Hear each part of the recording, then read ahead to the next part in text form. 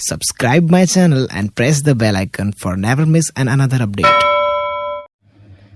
दहन और ज्वाला, यह जो है लेसन 1 कक्षा 8 का है, NCERT बिहार बोर्ड का है। ठीक है, इसमें हम आज आपको दहन और ज्वाला के बारे में बताएंगे और साथ ही चीज़ों का जलना। दहन और ज्वाला, चीज़ों का जलना। आपने अक्सर देखा होगा कि कुछ पदार्थ तो अत्यधिक ज्वलनशील होते हैं, कुछ प्रयास करने पर जलाए जा सकते हैं, पर कुछ पदार्थ को जलाना संभव नहीं होता है। इसकी जांच करने के लिए पुआल, यानी उसको इंग्लिश में स्ट्रा कहते हैं, माचिस की तीलियाँ, मिट्टी का तेल, कागज व पत्थर के टुकड़े, कोयले के टुकड़े एकत्रित कीजिए और अपने शिक्षक महोदय की देख रेख में इन पदार्थों को एक एक कर जलाइए। यदि पदार्थ जलता है तो दाह्य और नहीं जलता है तो इसे अदाह्य कहते हैं। ठीक है, आप जानते हैं कुछ इसमें पदार्थ का नाम आपको लिखना होगा। दाह्य पदार्थ जो जलता है उसको दाह्य पदार्थ कहते हैं, उसका आप इसमें सारणी में नाम लिखिएगा। उसके बाद अदाह्य पदार्थ जो नहीं जलता है उसको इस सारणी में नाम लिखिएगा। ठीक है, उसके बाद आपको दहन, पदार्थों का दहन और जलने की प्रक्रिया के बारे में बताते हैं कि अगर आपसे पूछा जाए कि किसी वस्तु को जलाने के लिए क्या चाहिए तो आप क्या कहेंगे? जाहिर सी बात है, बोलेंगे माचिस या लाइटर। क्या किसी और तरीके से भी चीज़ों को नहीं जलाया जा सकता है? आइए पता करते हैं।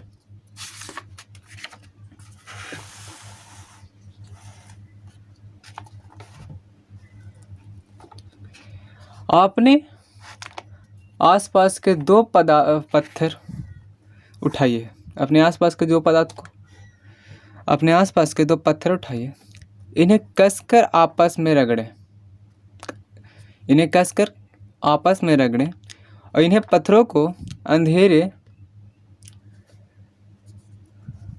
ध्यान रखें, इन पत्थरों को अंधेरे में बहुत जोर से एक दूसरे से रगड़ने तो चिंगारी सी निकलती दिखाई देगी। रात के अंधेरे में घर पर ऐसा करके देखिए। किसी ऐसे दिन में जब धूप निकली हुई हो, एक हैंड लेंस और कागज लेकर कक्षा के बाहर जाइए और हैंड लेंस से सूरज की रोशनी को कागज पर केंद्रित कीजिए। थोड़ी देर में देखिएगा, कागज छूकर देखिए तो वह गर्म होता है और साथ ही अगर और ज़्यादातर करते हैं, आप उसको ज़्यादा देर तक कंसंट्रेट रखते हैं तो वह जलने लगता है, जो आपको चित्र 1.1 में दिखाया गया है, हैंड लेंस से कागज़ जलाते हुए। ठीक है, क्या महसूस हुआ आपको? क्या महसूस हुआ? हैंड लेंस को वैसे ही कुछ देर तक पकड़े रहिए। ऐसा करने पर क्या हुआ? इन अवलोकनों के आधार पर सोचिए कि जलने से पहले क्या होता है। किसी चीज़ को जलने के लिए हमें ऊष्मा या गर्मी की ज़रूरत होती है। असल में जब हम किसी चीज़ को गर्म करते हैं तो उसका तापमान बढ़ जाता है और जब तापमान किसी निश्चित मान पर पहुंच जाता है तो वह जलने लगती है। क्या आपने कभी ध्यान दिया है कि माचिस की तिल्ली अपने आप क्यों नहीं जल जाती? क्या जितनी सहजता से कोई कागज़ जल जाता है उतनी ही आसानी से कोई काठ का टुकड़ा भी जल जाता है या जल जाएगा? नहीं। वह न्यूनतम तापमान जिस पर पहुंचने के बाद कोई पदार्थ जलना शुरू कर देता है, ध्यान दीजिएगा, यह थोड़ा सा इम्पोर्टेंट पॉइंट है। देखिए, वह न्यूनतम तापमान जिस पर पहुंचने के बाद पदार्थ जलना शुरू कर देता है, उस पदार्थ को हम ज्वलन ताप कहते हैं। क्या कहते हैं? उस पदार्थ को हम ज्वलन ताप कहते हैं। इग्निशन टेम्परेचर, ठीक है, कहलाता है। जब तक कि किसी पदार्थ का तापमान इस मान से कम रहेगा वह नहीं जलेगा। यानी कि जो उसका ज्वलन ताप है उससे कम रहेगा तो वह नहीं जलेगा। अलग अलग पदार्थों का ज्वलन ताप अलग अलग होता है। किसी पदार्थ को जलाने के लिए कम तापमान तक गर्म करना पड़ता है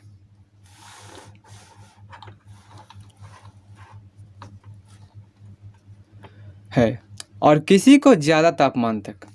पदार्थ का ज्वलन ताप उसके प्राकृतिक पर निर्भर करता है। गर्मियों के मौसम में बहुत अधिक गर्मी पड़ने पर कुछ स्थानों से सूखी घास आग पकड़ लेती है, जिससे पूरा जंगल ही आग की लपेट में आ सकता है। जिसे दावानल कहते हैं, जिसे हम क्या कहते हैं, दावानल कहते हैं। वह पदार्थ जिसका ज्वलन ताप कम होता है आसानी से आग पकड़ लेता है। कभी कभी माचिस की तिल्ली ऐसे ही स्टोव के बर्नर के बगल में आग की ज्वाला से दूर रहने पर भी आग पकड़ लेता है। क्या आप इसका कारण बता सकते हैं? क्या इसका कारण बता सकते हैं? तो चलिए आगे देखते हैं कि किसी भी पदार्थ का ज्वलन ताप उस पदार्थ की रासायनिक प्रकृति पर निर्भर करता है। चाहे वो पेट्रोल का ज्वलन ताप हो। पेट्रोल का ज्वलन ताप केरोसिन के ज्वलन ताप से कम होता है। ध्यान दीजिएगा, जो पेट्रोल का ज्वलन ताप है वह केरोसिन के ज्वलन ताप से कम होता है। आप यह जानकर हैरान होंगे कि सफ़ेद फास्फोरस नामक पदार्थ का ज्वलन ताप इतना कम होता है कि वह कमरे के तापमान पर ही जल उठता है। इसीलिए उसे हाथ से नहीं छूते और पानी के अंदर रखना पड़ता है। जलने के लिए और क्या चाहिए? हमने जाना कि जलने की यह एक आवश्यक शर्त है कि पदार्थ को गर्म करके एक निश्चित तापमान पर पहुंचाना होता है। क्या जलने के लिए कुछ और भी चाहिए? आइए पता करते हैं। क्रियाकल्प 2 से आप देखिए, आप मेज पर जलती हुई मोमबत्ती के ऊपर कोई बड़ा सा जार दिख रहा है, बड़ा सा जार या बोतल रखिए तथा अवलोकन कीजिए, यानी रिसर्च कीजिए कि आप पाएंगे कि मोमबत्ती कुछ देर बाद बुझ जाती है। ऐसा क्यों होता है? दूसरी बार जब आप जलती हुई मोमबत्ती को जार से ढकते हैं तो जब उसकी ज्वाला बुझने की स्थिति में आने लगती है उस समय जार को हटा दीजिए। आप क्या पाते हैं? आप पाएंगे कि मोमबत्ती की ज्वाला पहले की तरह ही हो गई है, यानी कि पहले की तरह जैसे जल रहा था उसी तरह से जलने लगा। क्या इससे पता नहीं चलता है कि दहन के लिए हवा का होना आवश्यक है? अपने वर्ग 7 में, अपने 7वां क्लास में ऑक्सीजन की कहानी में जोसेफ प्रिस्टले के द्वारा किए गए प्रयोग को पढ़ा होगा। उस प्रयोग में क्या किया गया था? आपको एक बार रिमाइंड करवा देते हैं कि उस प्रयोग में 3 जार लिया गया था, जिसमें नीचे पानी भर दिया गया था आधा, और उसके ऊपर मोमबत्ती को जलाया गया था, और जो एक में जलाते समय पूरा पैक कर दिया गया, दूसरे में एक पौधा को लगा दिया गया, और तीसरे को देखा गया कि जब जिसमें पौधा लगाया गया है वह जो है से आसानी से जलते रहा गया क्योंकि उसमें ऑक्सीजन मिलते रहा। लेकिन जो पहला था जार वह जो है से उसमें का मोमबत्ती जो है से बुझ गया। तो उसी प्रयोग को पुनः पढ़ें, आप बुक में जाकर उस प्रयोग को पूरा पढ़ें। आप पाएंगे कि मोमबत्ती के जलने में हवा का उपस्थिति ऑक्सीजन गैस सहायता होती है। अब देखिए क्रियाकलाप 3 करके देखते हैं। कह रहा कि कागज़ की कटोरी बनाकर पानी गर्म करना सीखें। क्या आप यह जानते हैं कि पानी को कागज़ की कटोरी में गर्म किया जा सकता है? इसके लिए कागज़ की कटोरी बना लीजिए तथा उससे जलती हुई मोमबत्ती के पास ले जाइए। आप देखेंगे कि कागज़ जल जाता है। जब आप एक कटोरी बनाइए तथा उसमें पानी भरकर मोमबत्ती के लौ के ऊपर ले जाइए। क्या कागज की कटोरी जलने लगी? कागज की कटोरी नहीं जलती है। आप पाते हैं कि कागज की कटोरी ऊष्मा का संचरण जल में होता रहता है और कागज जलने से बच जाता है। तो यह आप घर पे आसानी से कर सकते हैं, इसमें कोई प्रकार का हानि नहीं होगा। आपने देखा होगा कि लकड़ी वाले चूल्हे में कुछ खाली स्थान छोड़ दिया जाता है। लकड़ी वाले जो चूल्हे होते हैं उसमें कुछ खाली स्थान छोड़ दिया जाता है। किरोसिन वाले स्टोव में एक छिद्रकार लोहे का गोल वलयाकार रचना होती है, जिससे होकर नीचे से हवा का प्रवेश होता है, जिससे बर्नर में किरोसिन तेल से भीगे कपड़े को बत्ती में तेल को जलाने में मदद करता है। गैस स्टोव के बर्नर में कई छोटे छोटे छेद होते हैं, जिससे हवा प्रवेश करती है और ईंधन को जलाने में मदद करता है।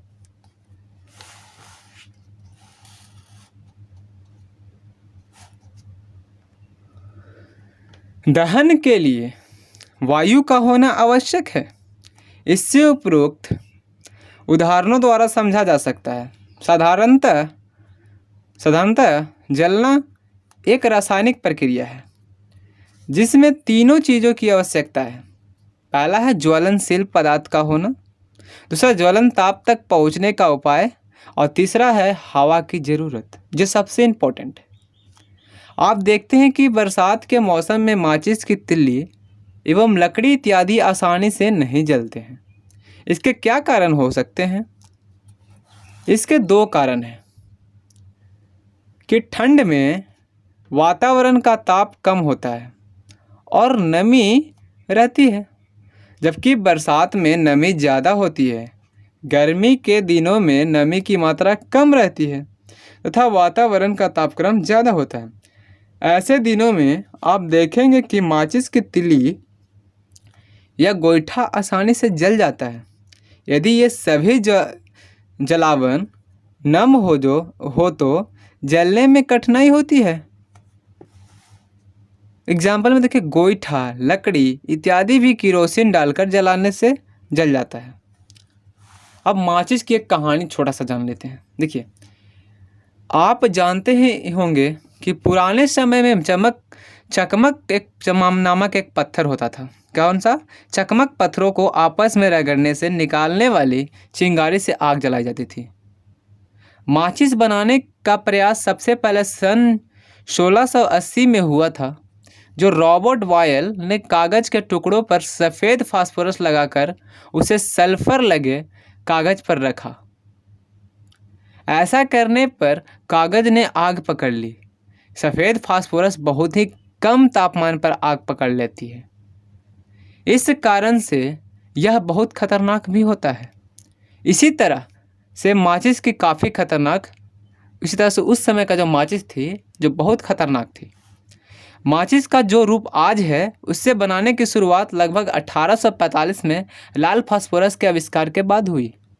लाल फास्फोरस अपने आप आग नहीं पकड़ता है, बल्कि उसको रगड़ने पड़ता है। आप तो लगभग यूज करते होंगे, हर कोई यूज किया है माचिस को, तो आपने देखा होगा कि वो अपने अपने कमरे के ताप पर नहीं जलता है, उसे रगड़ना पड़ता है। ठीक है, ही जलता है, अपने अपने ही जलता है। अपने घरों में जो माचिस की डिब्बी आप देखते हैं उसे तिलियों पर लगा रासायनिक पोटेशियम क्लोरेट होता है। डिब्बी पर लाल फास्फोरस और सल्फर लगा होता है। माचिस की तिलियां डिब्बी पर रगड़ने से आसानी से जल उठती है, पर अपने आप नहीं जल्दी, इसीलिए खतरनाक भी नहीं होती है। जबकि लाल फास्फोरस इस्तेमाल करके पहली बार सेफ्टी माचिस कार्ल लुंडस्टार्न ने 1855 में स्वीडन में बनाई थी। पहली बार जो लाल फास्फोरस इस्तेमाल करके जो माचिस बना था वह सेफ्टी माचिस बना था, उसका नाम सेफ्टी माचिस था, जो कार्ल्स लुंडस्टार्न ने 1855 में स्वीडन में बनाई थी। ठीक है, अब एक हम मोमबत्ती का इतिहास के बारे में जानते हैं। तो देखिए ध्यान से, ये जो मोमबत्ती का इतिहास हम कुछ देर में अब पढ़ते हैं। एक छोटी सी मोमबत्ती के जलने में बहुत सी जानकारी छुपी होती है। आइए इसे मोमबत्ती के माध्यम से जलने की प्रक्रिया को और अच्छे से समझने का प्रयास करें। माइकल फैराडे एक महान वैज्ञानिक थे जिन्होंने विद्युत के क्षेत्र में काफ़ी काम किया था। उन्हें विज्ञान से काफ़ी लगाव था और विज्ञान के प्रचार के लिए जगह जगह जाकर भाषण भी देते थे तथा लोगों में वैज्ञानिक समझ विकसित करते रहते थे। 1860 में उन्होंने लोगों को मोमबत्ती का इतिहास बताया। इसका सारांश है जो हम पढ़ा रहे हैं। मोम एक ईंधन है, यानी ऊर्जा का एक रूप है। यह एक हाइड्रोकार्बन है जो हाइड्रोजन और कार्बन से मिलकर बनी होती है। यह मधुमक्खी के छत्ते से भी निकाली जाती है। इसके एक बत्ती लगी होती है जो चारों ओर मोम से घिरी होती है, अतः इसका नाम पड़ा मोमबत्ती। बत्ती पर भी थोड़ी मोम लगी होती है जिससे जलाई जाती है। बत्ती जब जलने लगती है तो इसके आसपास नीचे वाला मोम पिघलने लगता है। पिघली मोम धागे की सहायता से ऊपर चढ़ती है और गर्म होकर हाइड्रोजन और कार्बन देती है। हाइड्रोजन सुनहली ज्वाला के साथ जलकर जलवाष्प में बनाती है। यह कार्बन को भी जलाता है। कार्बन का कुछ भाग बच भी जाता है जो कि ज्वाला के बाहरी भाग में जलता है। यह काफ़ी मात्रा में ऊर्जा देती है। इस तरह मोमबत्ती प्रकाश और ऊष्मा देती है। उसने यह प्रमाणित भी किया और आप भी कर सकते हैं कि 50 मिली एक बीकर या शीशे का गिलास लीजिए, उसमें कुछ बर्फ़ डालिए, बीकर के नीचे एक मोमबत्ती जला कर रखिए। गिलास या बीकर के नीचे जलवाष्प का उपस्थित होना यह प्रमाणित करता है कि जलने पर जलवाष्प बनता है। जो गैस इससे निकलती है उसे अगर चूना पानी के अंदर बहाया जाए तो इसका दूधिया हो जाना इसके अंदर कार्बन डाइऑक्साइड गैस की मौजूदगी को दर्शाता है। अब आइए क्रियाकलाप 4। आपने दिए में तेल से भीगी बत्ती तो देखी होगी। रुई में तेल सोखकर ऊपर आता रहता है और जलता रहता है। बिल्कुल इसी तरह से मोमबत्ती में पिघली हुई मोम मोमबत्ती में ऊपर की ओर चढ़ती है। अब आप कह सकते हैं कि क्योंकि मोमबत्ती जो है, मोमबत्ती में यही पिघली हुई मोम जलती है। क्रियाकलाप 5 में देखते हैं, 5 में, कि एक मोमबत्ती की लौ के अंदर बत्ती के ठीक ऊपर कांच की नली लगाइए। दूसरी ओर एक जलती हुई माचिस की तिल्ली ले जाइए। क्या हुआ? अवलोकन कीजिए। क्या हम कह सकते हैं कि मोमबत्ती के लौ के अंदर बत्ती के ठीक ऊपर से जो सफ़ेद धुआं निकलता है यही असल में जलता है? यानी मोमबत्ती में मोम की वाष्प जलती है। आइए एक प्रयोग से इस अनुक्रमान की पुष्टि करते हैं। क्रियाकलाप 6। एक मोमबत्ती जलाइए, इसे 1-2 मिनट तक जलने दीजिए, इसके बाद इसे बुझा दीजिए। आपको यह एक सफ़ेद धुएं की लाइन सी दिखाई देगी। एकदम जल्दी से एक जलती हुई तिल्ली धुएं के इस लाइन के पास लाइए। क्या हुआ? बत्ती को जलती हुई तिल्ली से छुआइए। बिना ही हमने मोमबत्ती जला ली, बिना छुए, जैसे धुआं को जैसे टच कीजिएगा उससे वो जल जाएगा। एकदम जल्दी से एक जलती हुई तिल्ली धुएं की इस लाइन के पास लाइए। क्या हुआ? बत्ती को जलती हुई तिल्ली से छुआए बिना ही हमने मोमबत्ती जला ली। अपने शब्दों में इसकी व्याख्या करें। जब हम मोमबत्ती के बत्ती को माचिस से जलाते हैं तो सबसे पहले बत्ती के जलने से गर्मी पैदा होती है। क्या होती है? तो गर्मी पैदा होती है जिससे तापमान बढ़ने लगता है। इससे ठोस मोम द्रव में और फिर द्रव मोम में वाष्प में बदल जाती है। अंत में मोम की यह वाष्प ऑक्सीजन से प्रक्रिया करती है। किससे प्रक्रिया करती है? तो ऑक्सीजन से प्रक्रिया करती है। अब क्रियाकल्प 7 में चलते हैं। क्या आपको मोमबत्ती की लौ में कोई काला भाग दिखाई देता है? कांच की मुड़ी हुई नली को इस बार इस काले भाग में टिकाइए। इस बार धुएं का रंग कैसा दिखता है? लौ के इस दूसरे हिस्से में मोम की जलने से बना कार्बन मौजूद होता है। क्या कभी आपने सोचा कि आग गर्म क्यों होती है? हमने पाया कि जब किसी पदार्थ को जलाया जाता है तो ऊष्मा निकलती है। आइए यह समझने की कोशिश करें कि ईंधन को जलाने पर इतनी ऊष्मा क्यों निकलती है। जब किसी ईंधन को जलाते हैं तो कार्बन डाइऑक्साइड और जल वाष्प बनता है। यह एक रासायनिक प्रक्रिया है जिसमें एक नए पदार्थ का निर्माण होता है।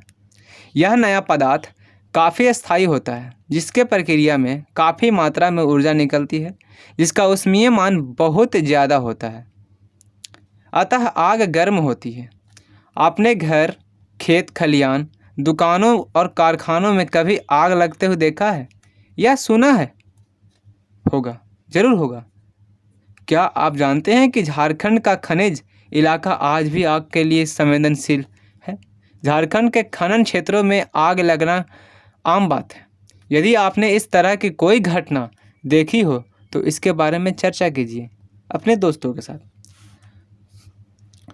आग पर नियंत्रण कैसे करें? क्या आपने निकटस्थ शहर या नगर में फायर ब्रिगेड स्टेशन है? ज़रूर होगा, हर ज़िले में होता है। क्या कभी आपने आग बुझाते हुए देखा है? साधारणतः वह आग पर जल डालती है। जल ज्वलनशील पदार्थों को ठंडा करता है। ऐसा करने से आग का फैलाव बंद हो जाता है। इसी प्रक्रिया में जो जल वाष्प बनती है वह बाहरी वायु की आपूर्ति बंद कर देती है और आग बुझ जाती है। आग के फैलाव को रोकने के लिए इन तीनों में से किसी एक काम को करना पड़ेगा। पहला देखिए, पहला जो काम है सो दाह्य पदार्थ को हटा देना होगा और दूसरा ऑक्सीजन की आपूर्ति बंद कर देना होगा या फिर उसके ज्वलन ताप को बढ़ा देना।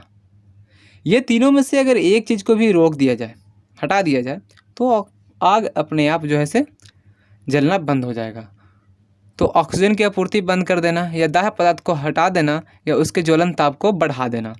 आइए अब आग बुझाने वाले संयंत्र किसी अग्निशामक कहा जाता है। आइए अब आग बुझाने वाले संयंत्र जिसे अग्निशामक कहा जाता है के बारे में जानें। ये दो तरह के होते हैं।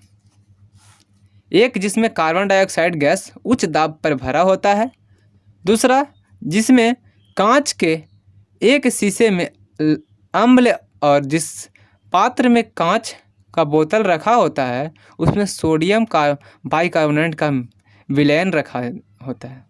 आग बुझने की प्रक्रिया में जब कांच की बोतल का मुंह तोड़ा जाता है तो यह अम्ल सोडियम बाइकार्बोनेट से प्रतिक्रिया कर यानी कि रिएक्शन कर कार्बन डाइऑक्साइड बनाता है, जो आग का हवा से संपर्क को तोड़ देता है, जिससे आग बुझ जाती है। अब सरकारी आदेश के अनुसार कार्यालय, संस्था या मल्टी स्टोरी बिल्डिंग में इन्हें रखना अति आवश्यक है। कोई भी मल्टी पर जैसे कि 2 मंजिला, 3 मंजिला, 4 मंजिला, 5 मंजिला जब भी ऐसा रहता है तो अब उसमें इसको रखा जाता है अग्निशामक को। कुछ सावधानियों पर भी ध्यान देना आवश्यक है। जहाँ बिजली से आग लगती है वहाँ पानी का उपयोग नहीं किया जाता है और जहाँ तेल में आग लगा हो तो पानी नहीं डालिए, क्योंकि पानी तेल से भारी होने के चलते नीचे हो जाएगा और आग बुझ नहीं पाएगी। आप पेट्रोल पंप के नज़दीकी बाल्टी में बालू रखा देखते होंगे। जरा सोचिए ऐसा क्यों? क्या आपने अपने नज़दीकी अग्निशामक सेवा का टोल फ्री नंबर नोट किया है? पटना में इसका नंबर है 101 या 0612222222, यानी कि 246 6 और 3 है। आपके आसपास अगर कहीं आग लग जाए तो तुरंत अग्निशामक सेवा को टेलीफोन करने के लिए नज़दीकी के अग्निशामक सेवा का संपर्क नंबर अवश्य रखिए। अग्निकांड क्यों? अगला टॉपिक जो ये है टॉपिक है अग्निकांड क्यों। आखिर अग्निकांड क्यों होता है? कोयले की खानों में कोयले के स्वतः दहन के कई खतरनाक अग्निकांड के बारे में आपने सुना होगा, जिससे हर एक वर्ष बहुत जान माल की क्षति होती है। जंगल में स्वतः अग्निकांड या तो अधिक गर्मी से हो सकते हैं या कभी कभी हो सकते हैं या कभी आकाशीय बिजली के गिरने से या कभी कभी पौधों के आपसी रगड़ से जो घर्षण होता है उससे भी आग लग जाती है। हम त्योहारों पर जो पटाखे जलाते हैं यह भी अग्निकांड का प्रमुख कारण हो सकता है। विस्फोट एक तरह के तीव्र दहन का ही उदाहरण है। क्रियाकलाप 8 में हम देखेंगे कि आप मोमबत्ती की ज्वाला और रसोई गैस की स्टोव के ज्वाला के रंग को ध्यानपूर्वक देखिएगा तो मोमबत्ती की ज्वाला को 3 क्षेत्रों में होते हैं। कितने क्षेत्र बांटा गया है? 3 क्षेत्र।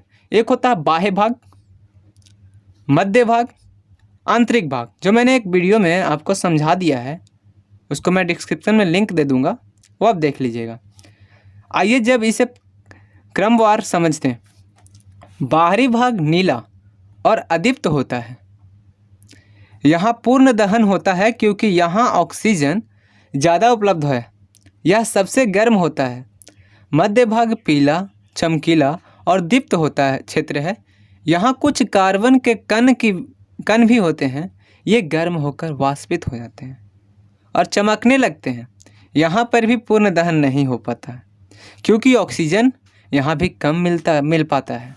और तीसरा है, यह एक आंतरिक क्षेत्र है, बत्ती के एकदम नज़दीक होती है। यह काला रंग का होता है क्योंकि कार्बन के कुछ कण बच जाते हैं। यह सबसे कम गर्म क्षेत्र है। ऐसा जैसा कि आप पहले जान चुके हैं कि ईंधन जलाने से विभिन्न प्रकार की गैसें हवा में मुक्त होती है। इन गैसों का भी हमारा वायुमंडल को प्रदूषित करने में बहुत बड़ा योगदान है। एक और तो धुआं से जनजीवन परेशान है, वहीं वनस्पतियां भी इससे बर्बाद हो रही है। ईंधन, विशेषकर जीवाश्म ईंधन के जलने से नाइट्रोजन और सल्फर इत्यादि के विभिन्न ऑक्साइड बनते हैं जो बदलावों के साथ अम्ल वर्षा करते हैं। जहाँ तक संभव हो हमें धुआं रहित चूल्हे आदर्श ईंधन की विशेषता रखने वाले पदार्थों को ही उपयोग में लाना चाहिए। इसकी विस्तृत जानकारी आपके वायु एवं जल प्रदूषण में दिया गया है, जो आगे की चैप्टर में आपको पढ़ाया जाएगा। अब कुछ हम स्पेलिंग पर ध्यान देते हैं। पहला है जीवाश्म ईंधन। Fossil fuel. दूसरा है दीप्त क्षेत्र, लुमिनस जोन। और तीसरा आपका स्पेलिंग है अग्निशामक, फायर एक्सटिंग्विशर। और चौथा है चूना पानी, लीम वाटर। पाँचवा है दहन, कम्ब्यूशन। और पूर्ण दहन, कंप्लीट कम्ब्यूशन। और अंतिम है अपूर्ण दहन, इनकम्प्लीट कम्ब्यूशन। अब हमने क्या सीखा? तो हमने सीखा कि दहन एक रासायनिक अभिक्रिया है, यानी ज्वलनशील पदार्थ और ऑक्सीजन के बीच की अभिक्रिया। दूसरा, खाना बनाने से लेकर ट्रांसपोर्ट तक हमें ईंधन की आवश्यकता है। तीसरा, दहन के लिए दाह्य पदार्थ ऑक्सीजन की उपलब्धता और उसके ज्वलन ताप तक पहुंचने की आवश्यकता है। वह क्षेत्र जहां पदार्थ का पूर्ण दहन होता है ज्वाला का बाहरी क्षेत्र है। ऐसा पदार्थ जो लौ पर गर्म करने पर जल जाते हैं वह ज्वलनशील पदार्थ कहलाते हैं। जो पदार्थ लौ पर गर्म करने पर नहीं जलते हैं वह अज्वलनशील पदार्थ कहलाते हैं। वह तापमान जिस पर पहुंचने के बाद कोई पदार्थ जलना शुरू कर देता है उस पदार्थ को ज्वलन ताप कहलाता है। ऑक्सीजन की उपस्थिति में ज्वलनशील पदार्थों के जलने पर ऊष्मा और प्रकाश उत्पन्न होने की प्रक्रिया को दहन कहते हैं। हम अगले अध्याय में, अगले वीडियोज़ में हम आपके इस दहन और ज्वाला को पूरा सवाल आपको कराएंगे। ठीक है, तो